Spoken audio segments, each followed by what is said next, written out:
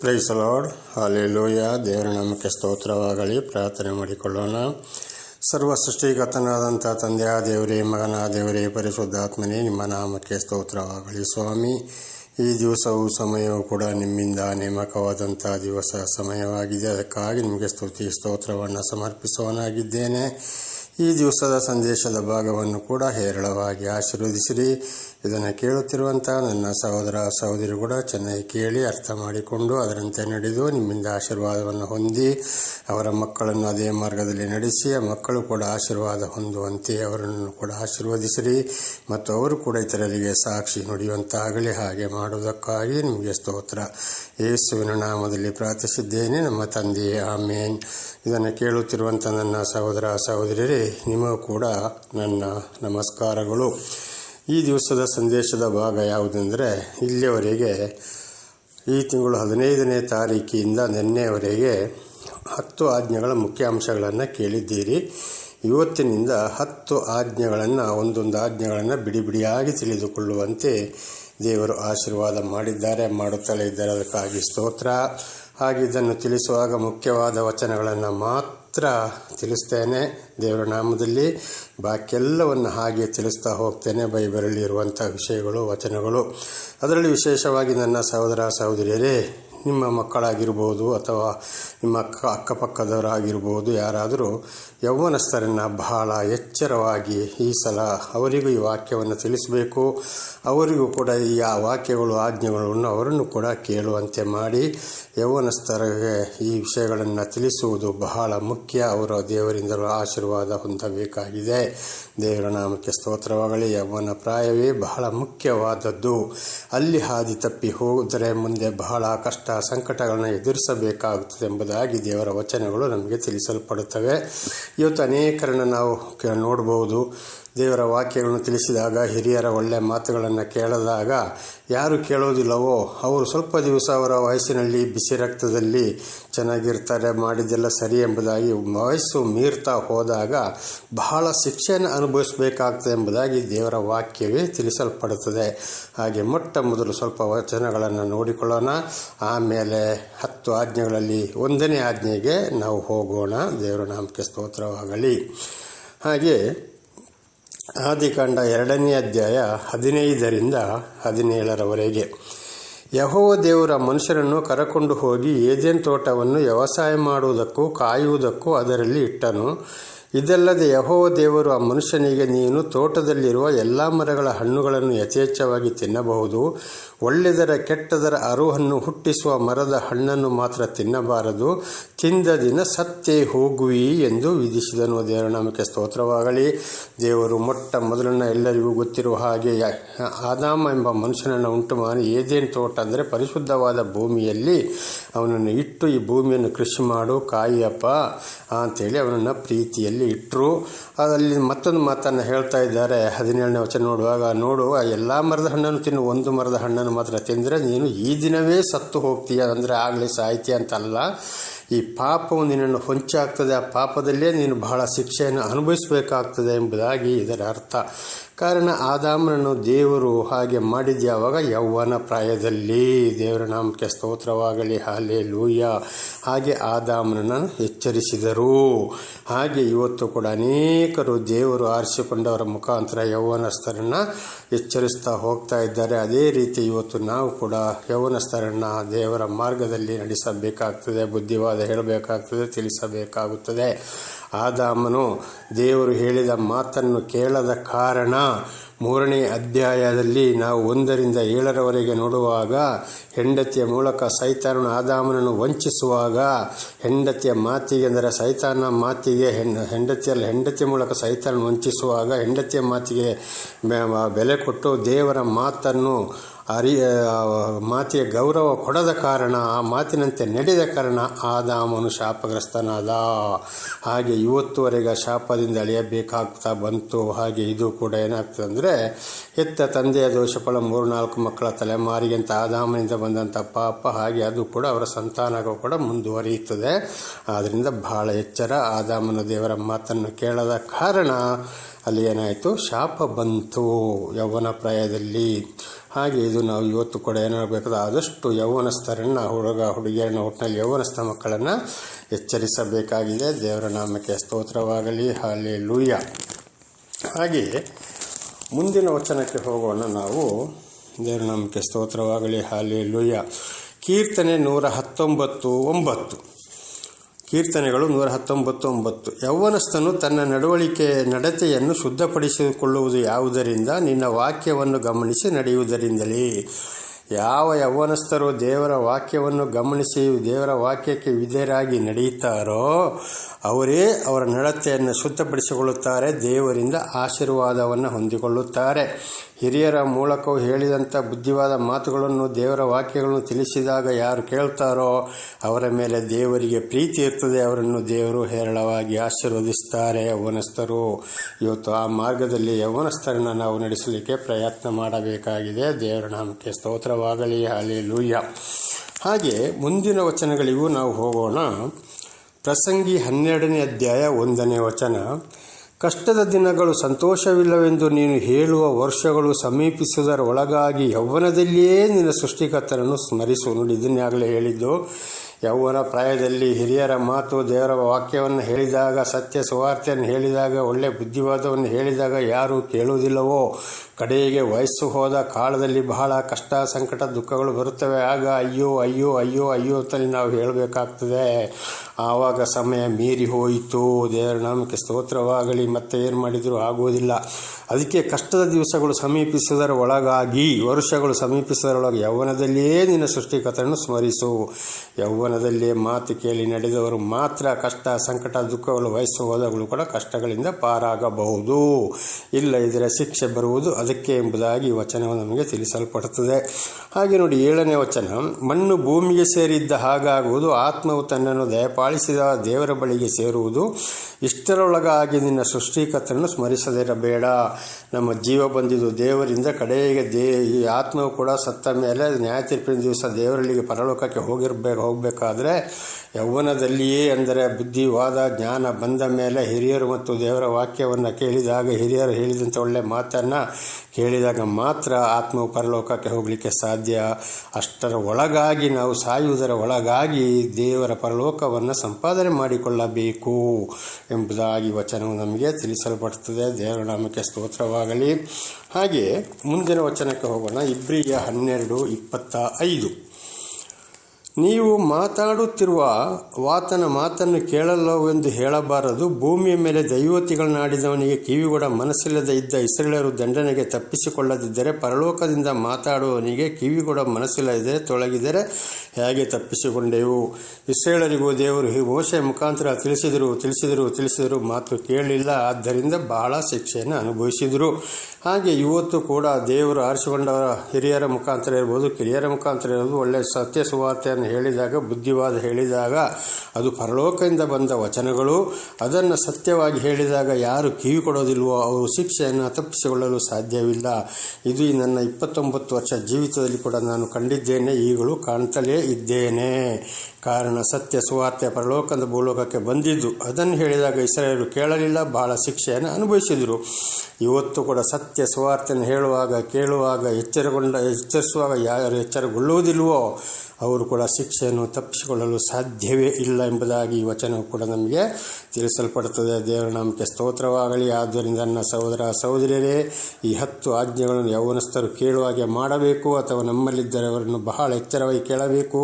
ಇವತ್ತಿನಿಂದ 10 ದಶಾಜ್ಞೆಗಳು ಮುಗಿಯುವವರೆಗೂ ಮುಂದೆಯೂ ಕೂಡ ದೇವರ ವಾಕ್ಯವನ್ನು ಕೇಳುವಂತೆ ಮಾಡಿ ಅವರು ಕೂಡ ದೇವರಿಂದ ಆಶೀರ್ವಾದವನ್ನು ಹೊಂದಿಕೊಳ್ಳುವಂತಾಗಲಿ. ದೇವರ ನಾಮಕ್ಕೆ ಸ್ತೋತ್ರವಾಗಲಿ. ಮುಂದಿನ ವಚನ 1 ಕೊರಿಂಥ 14ನೇ ಅಧ್ಯಾಯ 19ನೇ ವಚನ. ಆದರೂ ಸಭೆಯಲ್ಲಿ ವಾಣಿಯಿಂದ 10,000 ಮಾತುಗಳನ್ನು ಆಡುವುದಕ್ಕಿಂತ ನನ್ನ ಬುದ್ಧಿಯಿಂದ 5 ಮಾತುಗಳನ್ನು ಆಡಿ ಇತರರಿಗೆ ಉಪದೇಶ ಮಾಡುವುದು ನನಗಿಷ್ಟವಾದದ್ದು ಎಂಬುದಾಗಿ ಅಪೊಸ್ತಲನಾದ ಪೌಲನು ಕೊರಿಂಥರಿಗೆ ಬರೆದ 1ನೇ ಪತ್ರದಲ್ಲಿ ತಿಳಿಸಿದ್ದಾರೆ. ಅಂದರೆ 10,000 ಮಾತು ಮಾತಾಡೋದಕ್ಕಿಂತ 5 ಮಾತು ಮಾತಾಡಿ ಜನಗಳನ್ನು ಸಹೋದರ ಸಹೋದರಿಯನ್ನು ಎಚ್ಚರಿಸುವುದು ಬಹಳ ಉತ್ತಮ ಎಂಬುದಾಗಿ. ಹಾಗೆ ಇವತ್ತು ನಾನು ಕೂಡ ಜಾಸ್ತಿ ಮಾತಾಡೋಕ್ಕೆ ಹೋಗಿಲ್ಲ, ಇವತ್ತು ಹೋಗೋದಿಲ್ಲ, ಇನ್ನು ಮುಂದೆಗೂ ಹೋಗೋದಿಲ್ಲ. ಮುಖ್ಯವಾದ ವಿಷಯಗಳನ್ನು ಮಾತ್ರ ಹೇಳಿ ಮುಗಿಸೋನಾಗಿದೆ. 10,000 ಮಾತುಗಳನ್ನ ಆಡೋದಕ್ಕಿಂತ 5 ಮಾತು ಮಾತಾಡೋದು ನನಗೆ ಇಷ್ಟ, ಉಪದೇಶ ಮಾಡೋದೆಂಬುದಾಗಿ ಅಪೊಸ್ತಲನಾದ ಪೌಲನು ಹೇಳಿದಾಗೆ ಇದುವೇ ನನಗೆ ಇಷ್ಟ. ಜಾಸ್ತಿ ಮಾತನ್ನು ಸೇರಿಸೋದಕ್ಕೆ ಹೋಗುವುದಿಲ್ಲ, ಮುಖ್ಯವಾದ ವಿಷಯಗಳ ಮುಖಾಂತರ ಮಾತ್ರ ಮಾತನಾಡುತ್ತೇನೆ. ದೇವರ ನಾಮಕ್ಕೆ ಸ್ತೋತ್ರವಾಗಲಿ. ಹಲ್ಲೆಲೂಯಾ. ಇಷ್ಟು ವಿಚಾರಗಳನ್ನು ಯೌವನಸ್ಥರಿಗೆ ತಿಳಿಸಬೇಕು ಎಂಬುದಾಗಿ ಅದನ್ನು ನಿಮಗೆ ತಿಳಿಪಡಿಸಲು ದೇವರ ಆಶೀರ್ವಾದ ಮಾಡಿದ್ದೀರು. ದೇವರ ನಾಮಕ್ಕೆ ಸ್ತೋತ್ರವಾಗಲಿ. ಈಗ ನಾವು ಮಹತ್ವವಾದ ಘಟ್ಟದ ಕಡೆಗೆ ಹೋಗೋಣ. 10 ದಶಾಜ್ಞೆಗಳನ್ನು ತಿಳಿದುಕೊಳ್ಳುವುದಕ್ಕೆ ದೇವರ ನಾಮಕ್ಕೆ ಸ್ತೋತ್ರವಾಗಲಿ. 10 ದಶಾಜ್ಞೆಗಳಲ್ಲಿ 1ನೇ ಆಜ್ಞೆ ಭಾಗ 1. 10 ಆಜ್ಞೆಗಳಲ್ಲಿ 1ನೇ ಆಜ್ಞೆ ಭಾಗ 1. ವಿಮೋಚನಕಾಂಡ 20ನೇ ಅಧ್ಯಾಯ 1-3. ದೇವರು ಮುಂದನ ಆಜ್ಞೆಗಳನ್ನೆಲ್ಲ ಕೊಟ್ಟನು. ನೀನು ದಾಸತ್ವದಲ್ಲಿದ್ದ ಐಗುಪ್ತದೊಳಗಿಂದ ನಿನ್ನನ್ನು ಬಿಡುಗಡೆ ಮಾಡಿದ ಯೆಹೋವನು ಎಂಬ ನಿನ್ನ ದೇವರು ನಾನೇ, ನಾನಲ್ಲದೆ ನಿನಗೆ ಬೇರೆ ದೇವರುಗಳು ಇರಬಾರದು ಎಂಬುದಾಗಿ. ದೇವರ ನಾಮಕ್ಕೆ ಸ್ತೋತ್ರವಾಗಲಿ. ಇಸ್ರೇಲರನ್ನು ದೇವರು ಐಗುಪ್ತ ದೇಶಕ್ಕೆ ಕಳಿಸಿದರು. ಅಲ್ಲಿ ನಾನಾ ರೀತಿ 430 ವರ್ಷ ಕಷ್ಟ ಸಂಕಟ ದುಃಖಗಳಿಂದ ಅವರು ಬಹಳ ಅನುಭವಿಸಿದರು. ಅಲ್ಲಿಂದ ಮೋಶೆ ಮುಖಾಂತರ ದೇವರವರನ್ನು ಬಿಡುಗಡೆ ಮಾಡಿಕೊಂಡು ಬಂದರು. ಹಾಗೆ ಇವತ್ತು ಕೂಡ ನಾವು ನಾನಾ ರೀತಿ ದೇವರನ್ನು ಅರಿಯೋದಕ್ಕಿಂತ ಮೊದಲು ನಾನಾ ರೀತಿಯ ಕಷ್ಟ ಸಂಕಟ ದುಃಖಗಳಿಂದ ನಮಗೆ ತಿಳಿಯದೋ ಪ್ರಾಪಂಚಿಕ ಸೈತಾನ ಕಾರ್ಯದಲ್ಲಿ ನಾವು ಕೂಡ ತೊಡಗಿ ಸಿಕ್ಕಾಕೊಂಡಿದ್ದೆವು, ಗುಲಾಮಗಿರಿಗೆ. ಹಾಗೂ ನಮ್ಮನ್ನು ಕೂಡ ಇವತ್ತು ಏನು ಮಾಡಿದ್ದಾರೆ, ಅನೇಕರನ್ನು ದೇವರು ಬಹಳ ಕಷ್ಟ ಸಂಕಟ ದುಃಖಗಳಿಂದ ಮೋಶೆ ಮುಖಾಂತರ ಬಿಡುಗಡೆ ಮಾಡಿದಾಗ ಇವತ್ತು ಸತ್ಯ ಸುವಾರ್ತೆ ಸಾರುವ ಮುಖಾಂತರ ಪವಿತ್ರಾತ್ಮನ ಮೂಲಕ ದೇವರು ನಮ್ಮನ್ನು ಕೂಡ ಬಿಡುಗಡೆ ಮಾಡಿದ್ದಾನೆ. ಹಾಗೆ ಅಂಥ ದೇವರು ಮಾತ್ರ ಅಲ್ಲದೆ ನಮಗೆ ಬೇರೆ ಯಾವ ದೇವರು ಇರಬಾರದು ಎಂಬುದಾಗಿ ದೇವರ ನಾಮಕ್ಕೆ ಸ್ತೋತ್ರವಾಗಲಿ. ಹಾಗೆ ಇನ್ನೊಂದು ವಿಷಯ ಏನಪ್ಪ ಅಂದರೆ, ನಾನಲ್ಲದೆ ನಿಮಗೆ ಬೇರೆ ದೇವರು ಇರಬಾರದು ಅಂತ ಹೇಳುವಾಗ ಆದಿಕಾಂಡ 1ನೇ ಅಧ್ಯಾಯನ ನೋಡುವಾಗ ಸರ್ವ ಸೃಷ್ಟಿ ಮಾಡಿದ್ದನ್ನಲ್ಲಿ ನಾವು ಕಾಣುತ್ತೇವೆ. ಮನುಷ್ಯರನ್ನು ಕೂಡ ಸೃಷ್ಟಿ ಮಾಡಿ ಆದಿಕಾಂಡ 1:26-28ರಲ್ಲಿ ಆದಾಮ ಹವ್ವಳನ್ನು ಸೃಷ್ಟಿ ಮಾಡಿ ಅವರು ನಿಮ್ಮ ಸಂತಾನ ಭೂಲೋಕದಲ್ಲಿ ತುಂಬಿಕೊಳ್ಳಿರಿ, ಭೂಮಿಯನ್ನು ವಶಪಡಿಸಿಕೊಳ್ಳಿರಿ ಎಂಬುದಾಗಿ ಕೂಡ ಹೇಳಿದರು. ಅದು ಕೂಡ ಅವರಿಬ್ಬರಿಂದ ಇವತ್ತು ಇಡೀ ಭೂಲೋಕದಲ್ಲಿರುವ ಜನಸಂಖ್ಯೆ ಆಗಿದೆ ಎಂಬುದಾಗಿ ಈ ವಚನ ನಮಗೆ ತಿಳಿಸಲ್ಪಡುತ್ತದೆ. ಅವರಿಗೆ ಬೇಕಾದ ಆಹಾರವನ್ನು ಬಟ್ಟೆಯನ್ನು ಕೂಡ ಕೊಟ್ಟರು. ಅದು ಮಾತ್ರವಲ್ಲ, ಮನುಷ್ಯರಿಗೆ ಬೇಕಾದ ಪ್ರಾಣಿ ಪಕ್ಷಿಗಳನ್ನು ಉಂಟು ಮಾಡಿ ಅವರಿಗೆ ಆ ಪ್ರಾಣಿ ಪಕ್ಷಿಗಳಿಗೆ ಮನುಷ್ಯರಿಗೆ ಬೇಕಾಗಿ ಉಂಟು ಮಾಡಿದಂಥ ಪ್ರಾಣಿ ಪಕ್ಷಿಗಳಿಗೆ ಆಹಾರವನ್ನು ಕೂಡ ದೇವರೇ ಕೊಟ್ಟರು ಎಂಬುದಾಗಿ ಆದಿಕಾಂಡ 1ನೇ ಅಧ್ಯಾಯದಲ್ಲಿ ನಾವು ಸರ್ವವನ್ನು ಅಲ್ಲಿ ಕಾಣ್ತಾ ಇದ್ದೇವೆ. ಸರ್ವ ಸೃಷ್ಟಿಕರ್ತನಾದಂಥ ದೇವರು ಇವರೇ ದೇವರು ಹೊರತು ಬೇರೆ ಯಾವ ದೇವರುಗಳು ಕೂಡ ನಮಗೆ ಇಲ್ಲ. ದೇವರ ನಾಮಕ್ಕೆ ಸ್ತೋತ್ರವಾಗಲಿ. ಹಾಗೆ ನೋಡಿ, ಇವತ್ತು ಭೂಮಿಯಲ್ಲಿ ಇರುವಂಥ ಎಲ್ಲ ವಸ್ತುಗಳು, ಭೂಮಿಯ ಕೆಳಗಡೆ ಇರುವಂಥ ಪ್ರತಿಯೊಂದು ವಸ್ತುಗಳು, ಆಕಾಶ, ಸೂರ್ಯ, ಚಂದ್ರ, ನಕ್ಷತ್ರ, ಗುಡುಗು, ಮಳೆ, ಭೂಮಿಯ ಕೆಳಗೆ ಕೂಡ ಪೆಟ್ರೋಲು, ಡೀಸೆಲು, ಸೀಮೆಣ್ಣೆ, ಉಕ್ಕು, ಕಬ್ಬಿಣ, ನೀರನ್ನು ಕೂಡ ಮನುಷ್ಯರಿಗಾಗಿ ದೇವರು ಇಟ್ಟಿದ್ದಾರೆ. ಅದು ಅಲ್ಲದೆ ಭೂಮಿಯ ಕಡೆಯಿಂದ ನೀರನ್ನು ಮೋಡದ ರೂಪದಲ್ಲಿ ತೆಗೆದುಕೊಂಡು ಎಲ್ಲಿಗೆ ಬೇಕು ಅಲ್ಲಿಗೆ ದೇವರು ಸುರಿಸ್ತಾ ಇದ್ದಾರೆ ಎಂಬುದಾಗಿ ಅರಸ ದಾವೀದನ ಮುಖಾಂತರ ಕೂಡ ದೇವರು ಹೇಳಿಸಿದ್ದಾರೆ. ಇವರೇ ಆಗಿದ್ದಾರೆ. ರಾತ್ರಿ ಹಗಲು ಮಾಡೋರು ಕೂಡ ದೇವರೇ ಆಗಿದ್ದಾರೆ. ನೋಡಿ, ಆಕಾಶದ ಕೆಳಗೆ ಸೂರ್ಯನನ್ನು ಇಟ್ಟಿದ್ದಾರೆ ಮನುಷ್ಯನಿಗಾಗಿ, ಕೃಷಿಗಾಗಿ, ಪ್ರಾಣಿ ಪಕ್ಷಿಗಳಿಗಾಗಿ. ರಾತ್ರಿ ತಂಪಾದ ಒಂದು ಗಾಳಿಗಾಗಿ, ಬೆಳಕಿಗಾಗಿ ಚಂದ್ರನನ್ನು ಕೂಡ ಸೃಷ್ಟಿ ಮಾಡಿ ಇಟ್ಟಿದ್ದಾರೆ. ಮನುಷ್ಯರನ್ನು ಕೂಡ ಸೃಷ್ಟಿ ಮಾಡಿದರು. ಇವರೇ ನಿಜವಾದ ದೇವರು ಹೊರತು ಬೇರೆ ಯಾವ ದೇವರುಗಳು ಕೂಡ ಇವರು ಇಲ್ಲ. ಆಮೇಲೆ ನೋಡಿ, ಆದಾಮನು ಮಾಡಿದಂಥ ಪಾಪಗಳಿಗೆ ಪರಿಶುದ್ಧ ರಕ್ತವಿಲ್ಲದೆ ಸುರಿಯದೆ ಪಾಪ ಪರಿಹಾರ ಇಲ್ಲ ಅಂತೇಳಿ ವಾಣಿಯಾದಂಥ ದೇವರು ಮನುಷ್ಯನ ಅವತಾರವೆತ್ತಿ ಬಂದು ಶಿಲುಬೆಯ ಕಂಬವನ್ನು ಏರಿ ಅಲ್ಲಿ ನಾನಾ ರೀತಿಯ ಶಿಕ್ಷೆಯನ್ನು ಅನುಭವಿಸಿ 5 ಗಾಯಗಳನ್ನು ಕೂಡ ಹೊಂದಿಕೊಂಡು ಮರಣ ಹೊಂದಿ ಸಮಾಧಿ ಮಾಡಿಸಿಕೊಂಡರು. ಅಲ್ಲಿಂದ 3ನೇ ದಿವಸ ಪುನರುತ್ಥಾನಗೊಂಡರು. 40ನೇ ದಿವಸ ಪರಲೋಕಕ್ಕೆ ಏರಿ ಹೋದರು. ಅದಲ್ಲದೆ 1 ಥೆಸಲೋನಿಕ ಮತ್ತು 2 ಥೆಸಲೋನಿಕದಲ್ಲಿ ಬರೆದಂಥ ವಾಕ್ಯಗಳನ್ನು ನಾವು ಗಮನಿಸಬಹುದು. ಅಲ್ಲಿ ಬರೆಯಲ್ಪಟ್ಟಿದೆ, ನ್ಯಾಯ ತೀರ್ಪಿಯಾಗಿ ಕೋಟ್ಯಾನುಕೋಟಿ ದೇವ ದೂತರೊಂದಿಗೆ ಬೆಂಕಿಯ ಮಧ್ಯದಲ್ಲಿ ವಾಪಸ್ಸು ಜೆರುಸಲೇಮಿಗೆ ದೇವರು ಇಳಿದು ಬರುತ್ತಾರೆ ಎಂಬುದಾಗಿ. ಇವರೇ ನಿಜವಾದ ದೇವರು ಹೊರತು ಬೇರೆ ಯಾರು ಅಲ್ಲ. ಇವತ್ತು ಅವರು ಮನುಷ್ಯರಾಗಿ ಬಂದಿದ್ದು, ಶಿಲ್ಬೆ ಮರಣವನ್ನೇರಿದ್ದು, ಅಲ್ಲಿ ಸತ್ತಿದ್ದು, ಸಮಾಧಿ ಮಾಡಿಸಿಕೊಂಡಿದ್ದು, ಪುನರುತ್ಥಾನಗೊಂಡಿದ್ದು, ಸ್ವರ್ಗಾರೋಹಣವಾಗಿದ್ದು, ಇದೆಲ್ಲವನ್ನು ನಾವು ಓದಿ ಚೆನ್ನಾಗಿ ತಿಳಿದುಕೊಂಡಿದ್ದೇವೆ. ಇವರೇ ದೇವರು ಹೊರತು ಬೇರೆ ಯಾವ ದೇವರುಗಳು ಇಲ್ಲ. ಇವರಿಂದಲೇ ನಮಗೆ ಪಾಪ ಪರಿಹಾರ, ಇವರಿಂದಲೇ ರಕ್ಷಣೆ ಹೊರತು ನಮಗೆ ಬೇರೆ ಯಾರಿಂದಲೂ ಇಲ್ಲ. ನೋಡಿ, ಯೆಶಾಯ 7:14 ಮತ್ತು 9:6 ನೋಡುವಾಗ ಒಂದು ಕನ್ಯೆ ಗರ್ಭದಲ್ಲಿ ಒಂದು ಮಗು ಹುಟ್ಟುತ್ತದೆ ಎಂಬುದಾಗಿ ಯೆಶಾಯನ ಮುಖಾಂತರ ತಿಳಿಸಲ್ಪಟ್ಟರು. ಅದುವೇ ನೋಡಿ ಮತ್ತಾಯ 1ನೇ ಅಧ್ಯಾಯ 1-23 ನೋಡುವಾಗ ಅಲ್ಲಿ ಜೋಸೆಫನಿಗೆ ದೇವರು ಹೇಳ್ತಾ ಇದ್ದಾರೆ, ನೀವು ಮಗ ಹುಟ್ಟುತ್ತಾನೆ, ಯೇಸು ಎಂದು ನಾಮಕರಣ ಮಾಡು. ಅವನು ತನ್ನ ಜನಗಳನ್ನು ಪಾಪದಿಂದ ಬಿಡುಗಡೆ ಮಾಡುವವನು, ಅವನ ಹೆಸರು ಇಮ್ಮಾನುವೇಲ್. ಅಂದರೆ ದೇವರು ನಮ್ಮೊಡನೆ ಇದ್ದಾನೆಂಬುದಾಗಿ ಅರ್ಥ. ತನ್ನ ಜನರನ್ನು ಪಾಪದಿಂದ ಬಿಡುಗಡೆ ಮಾಡುವವನು ಎಂಬುದಾಗಿ. ಇವರೇ ದೇವರು ಹೊರತು ಆದಿಯಲ್ಲಿ ವಾಣಿಯಾಗಿದ್ದು ಸರ್ವವನ್ನು ಸೃಷ್ಟಿ ಮಾಡಿದಂಥ ದೇವರು ಒಂದು ಅವತಾರವೆತ್ತಿ ಕನ್ಯೆ ಗರ್ಭದಲ್ಲಿ ಬಂದರು. ಯೋಹಾನ 1ನೇ ಅಧ್ಯಾಯ 1-3 ನೋಡುವಾಗ ಆದಿಯಲ್ಲಿ ವಾಣಿ ಇತ್ತು, ವಾಣಿಯು ದೇವರ ಬಳಿಯಲ್ಲಿತ್ತು, ಅವರ ಮುಖಾಂತರ ಸರ್ವ ಉಂಟಾದ್ದು ಅಲ್ಲದೆ ಬೇರೆ ಯಾವುದರಿಂದಲೂ ಆಗಿಲ್ಲ. ಅದೇ 14ನೇ ವಚನ ನೋಡುವಾಗ ಮನುಷ್ಯನ ನರವತಾರ ಎತ್ತಿದರು ವಾಣಿಯಾದಂಥ ದೇವರು ಎಂಬುದಾಗಿ. ಇವರೇ ದೇವರು ಹೊರತು ಬೇರೆ ಯಾರೂ ದೇವರುಗಳು ಕೂಡ ಅಲ್ಲಿ ಇಲ್ಲ. ಆಮೇಲೆ ಆದಿಕಾಂಡದಿಂದ ಪ್ರಕಟಣೆ ಗ್ರಂಥದವರೆಗೆ ಎಲ್ಲ ವಿಷಯಗಳನ್ನು ನಾವು ಓದುವಾಗ ಅಲ್ಲಿ ಬರೆದಿರೋದು, ಪ್ರತಿಯೊಂದು ನಡೆದಿರೋದು ದೇವರಿಂದಲೇ ಹೊರತು ಇನ್ನು ಯಾವುದು ಅಲ್ಲ.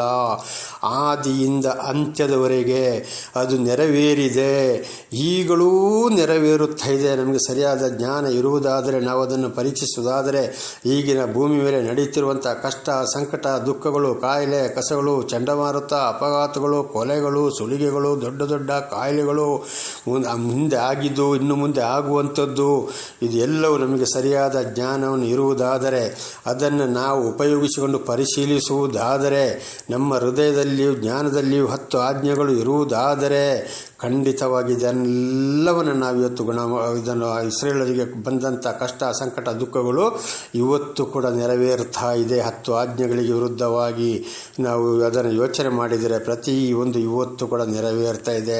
ನೋಡಿ, ಒಂದು ಉದಾಹರಣೆ ಕೊಡ್ತೀನಿ. ಅಲ್ಲಿ ಏನಾಯ್ತು, ಹಣಗಳು ರಾಶಿ ರಾಶಿಯಾಗಿ ಬೀಳು ಎಂಬುದಾಗಿ. ಕೊರೋನಾ ಕಾಯಿಲೆಯಲ್ಲಿ ಏನಾಯಿತು, ಈಗ ಚಂಡಮಾರುತ, ಸುನಾಮಿನಲ್ಲಿ ಏನಾಗ್ತಾ ಇದೆ, ಫ್ಲೈಟು ಟ್ರೈನ್ಗಳು ದುರಂತವಾದಾಗ ಏನೇನು ಆಗ್ತಾ ಇದೆ, ಜಲಪ್ರವಾಹದಲ್ಲಿ ಏನಾಗ್ತದೆ, ದೊಡ್ಡ ದೊಡ್ಡ ಗುಡ್ಡಗಳು ಕುಸಿದು ಅದರ ಒಳಗೆ ಭೂಮಿ ಬಾಯಿ ತೆರೆದು ನಿಮ್ಮನ್ನು ನುಂಗಿಬಿಟ್ಟರೆಂಬುದಾಗಿ ಅನೇಕರು ಭೂಮಿಯೊಳಗೆ ಹೋಗ್ತಾ ಇದ್ದಾರೆ. ದೊಡ್ಡ ದೊಡ್ಡ ಗುಡ್ಡಗಳು ಕುಸಿದು ಎಲ್ಲವನ್ನು ಮುಚ್ಚಿ ಹಾಕ್ತಾ ಇದೆ. ಇದೆಲ್ಲ ಕಾರಣ ಭೂಮಿ ಮೇಲೆ ಮಾಡಿದಂಥ ಪಾಪಗಳು. ಇದೆಲ್ಲ ಮೊದಲೇ ದೇವರು ತಿಳಿಸಿದ್ದಾರೆ, ಅದು ಈಗ ನೆರವೇರ್ತಾ ಇದೆ. ಇವರೇ ದೇವರು ಹೊರತು ಇನ್ಯಾವ ದೇವರುಗಳು ಅಲ್ಲ. ದೇವರ ನಾಮಕ್ಕೆ ಸ್ತೋತ್ರವಾಗಲಿ. ಹಲ್ಲೆಲೂಯಾ. ಹಾಗೆ ಯೆಶಾಯ 43 ಹಳೆ ಒಡಂಬಡಿಕೆಯಲ್ಲಿ ನೋಡುವಾಗ ಯೆಹೋವ ಎಂಬುದಾಗಿ, ಹೊಸ ಒಡಂಬಡಿಕೆಯಲ್ಲಿ ಯೇಸು ಎಂಬುದಾಗಿ. ಯೆಹೋವ ಎಂಬುದರ ಇಬ್ರೂ ಭಾಷೆ, ಯೇಸು ಅಂದರೆ ಅರೇಮಿಕ ಭಾಷೆ. ದೇವರು ಮನುಷ್ಯನ ಅವತಾರವೆತ್ತಿ ಬಂದಿದ್ದು ಬೆತ್ಲೆಹೇಮಿನಲ್ಲಿ, ಈಗಿನ ಇಸ್ರೇಲ್ ದೇಶದ ಅಲ್ಲಿ ಅರೇಮಿಕ ಭಾಷೆ, ಅಲ್ಲಿ ಯೇಸು ಎಂಬ ಹೆಸರು. ಯೇಸು ಎಂಬ ಹೆಸರೆಂದರೆ ತನ್ನ ಜನರನ್ನು ಪಾಪದಿಂದ ಬಿಡುಗಡೆ ಮಾಡುವವನು. ಇದನ್ನು ನಮ್ಮ ಸಂಸ್ಕೃತದಲ್ಲಿ ನೋಡುವಾಗ ಪ್ರಜಾಪತಿ ಅಂದರೆ ಮಾನವ ರಕ್ಷಕ, ಮಾನವನನ್ನು ರಕ್ಷಿಸುವನು ಎಂಬುದಾಗಿ. ಯೆಶಾಯ 43ನೇ ಅಧ್ಯಾಯ 10-13 ನೋಡುವಾಗ, ನಾನೇ ಯೆಹೋವ, ನಾನೇ ಪರಮಾತ್ಮ, ನಾನೇ ಸರ್ವಸೃಷ್ಟಿಕರ್ತ, ಆದಿಯು ಅಂತ್ಯವನ್ನು ನಾನು ಮೊದಲೇ ತಿಳಿಸಿದ್ದೇನೆ, ನಿಮ್ಮನ್ನು ನನ್ನ ಕೈಯಿಂದ ಬಿಡಿಸಬಲ್ಲವರು ಯಾರೂ ಇಲ್ಲ ಎಂಬುದಾಗಿ ಯೆಶಾಯ 41ನೇ ಅಧ್ಯಾಯ 10-13 ಬರೆಯಲ್ಪಟ್ಟಿದೆ. ದೇವರ ನಾಮಕ್ಕೆ ಸ್ತೋತ್ರವಾಗಲಿ. ಹಲ್ಲೆಲೂಯಾ. ಹಾಗೆ ಮಾರ್ಕ 14:61 ನೋಡುವಾಗ, ಪಿಲಾತನ ಅರಸ ಯೇಸ್ವಾಮಿಯನ್ನು ಕೇಳ್ತಾ ಇದ್ದಾನೆ, ನೀನು ಭಗವಂತನ ಕುಮಾರನೋ ಎಂಬುದಾಗಿ. ಯೇಸ್ವಾಮಿ ಹೌದು ಅಂತ ಹೇಳ್ತಾರೆ. ಭಗವಂತ ಅಂದರೆ ಯೆಹೋವ, ಕುಮಾರ ಅಂದರೆ ಯೇಸು.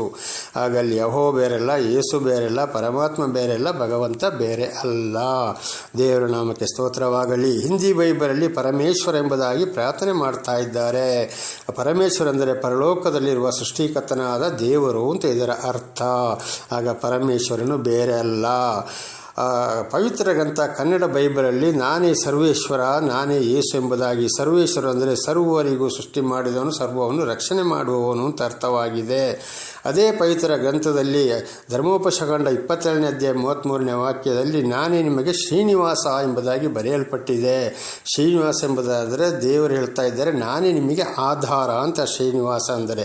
ಹಾಗಿದೆಲ್ಲೋ ಯೆಹೋವ ಬೇರೆ ಅಲ್ಲ, ಯೇಸು ಬೇರೆ ಅಲ್ಲ, ಪರಮಾತ್ಮ ಬೇರೆ ಅಲ್ಲ, ಭಗವಂತ ಬೇರೆ ಅಲ್ಲ, ಸರ್ವೇಶ್ವರ ಬೇರೆ ಅಲ್ಲ, ಶ್ರೀನಿವಾಸ ಬೇರೆ ಅಲ್ಲ, ಪರಮೇಶ್ವರ ಬೇರೆ ಅಲ್ಲ. ಸರ್ವ ಸೃಷ್ಟಿಕರ್ತನಾದ ದೇವರು ಒಬ್ಬರೇ. ಆದರೆ ಒಂದೊಂದು ರಾಷ್ಟ್ರದಲ್ಲಿ, ಒಂದೊಂದು ರಾಜ್ಯದಲ್ಲಿ ಒಂದೊಂದು ಹೆಸರುಗಳು ಇವೆ. ದೇವರ ನಾಮಕ್ಕೆ ಸ್ತೋತ್ರವಾಗಲಿ. ಹಲ್ಲೆಲೂಯಾ. ಹಾಗೆ ಇವರೊಬ್ಬರೇ ದೇವರು ಹೊರತು ಬೇರೆ ದೇವರುಗಳು ಯಾರೂ ಇಲ್ಲ.